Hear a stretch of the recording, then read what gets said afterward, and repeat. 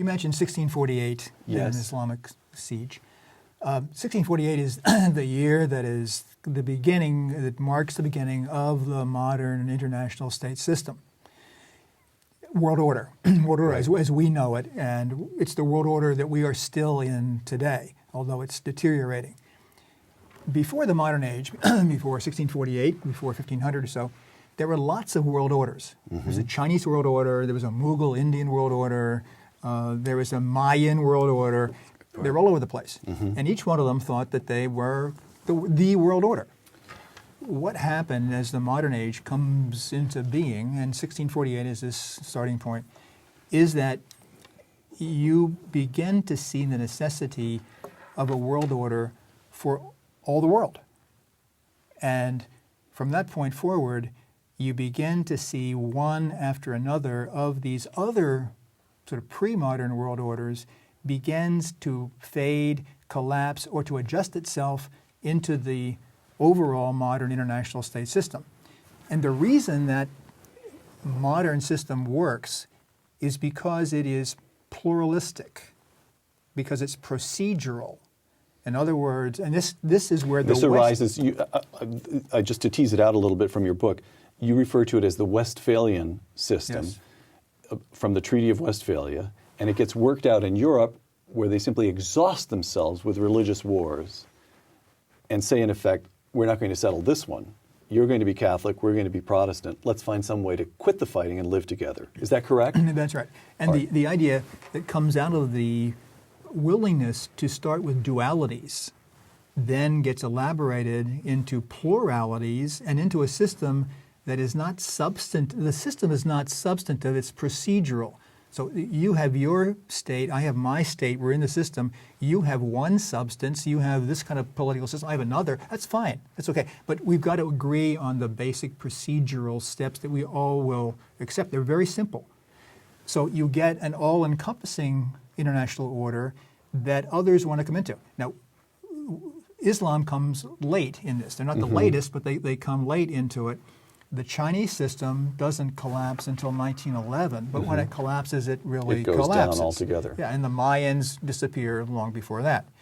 But when Islam comes into it, the Ottomans don't share this fundamental uniate idea to the extent that the original Islam does. The Ottoman Empire, through the 19th century and into its last years in the 20th century, wants to get into the pluralistic international system. And the European-run system wants the Ottomans, in some sense, to be part of it. So it's possible to be Muslim and to be in the system. But what we have now is an Islamist sector that is harking back to the origins that are not going to capitulate, they're not going to make concessions to this more pluralistic world order. All right.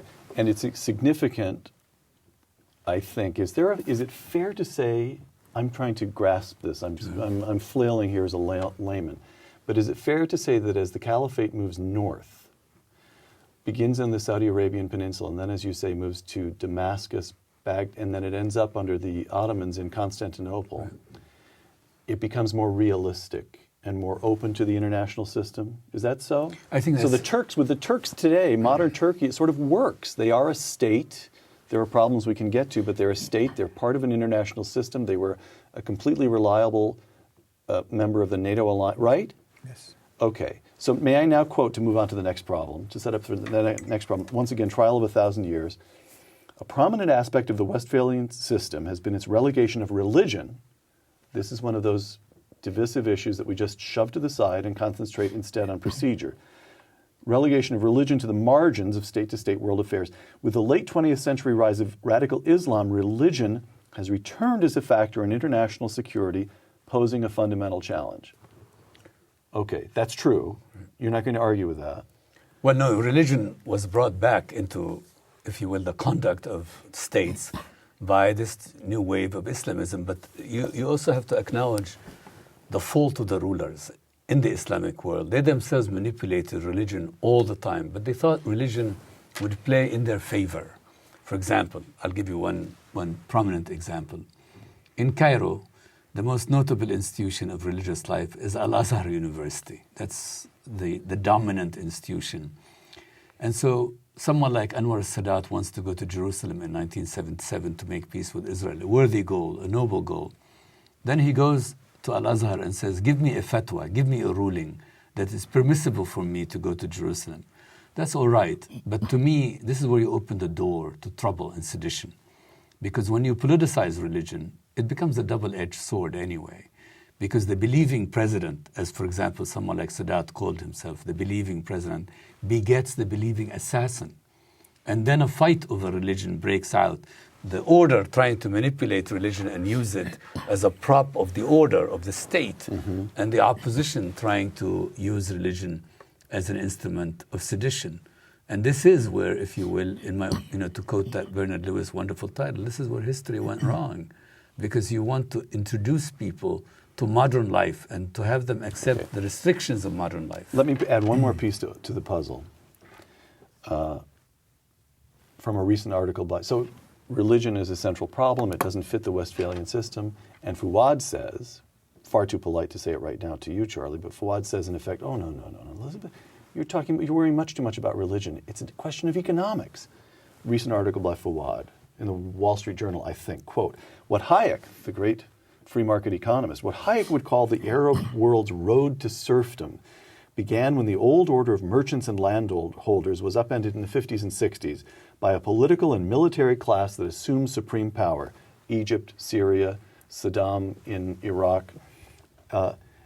These were men contemptuous of the marketplace and of economic freedom. So Islamism is a reaction to some decades now of economic stagnation. It does seem to be generated by, or a reaction to, or stimulated by the failure of Arab or Islamic regimes. That when you look at the modern world and how they have managed this, and I think it primarily comes after World War I, when the Ottoman Empire is destroyed, the caliphate collapses, then you put into place the European system, the international system puts into place over all of the Middle East this system of states and says essentially, come on into the state system, but those who are the governments inside those states do not perform well for a variety of reasons. And their non-performance up to the standard of the rest of the world as it economically develops, I think is a source of Islamism rising to try to get at that and regain the glory of Islam before. Okay.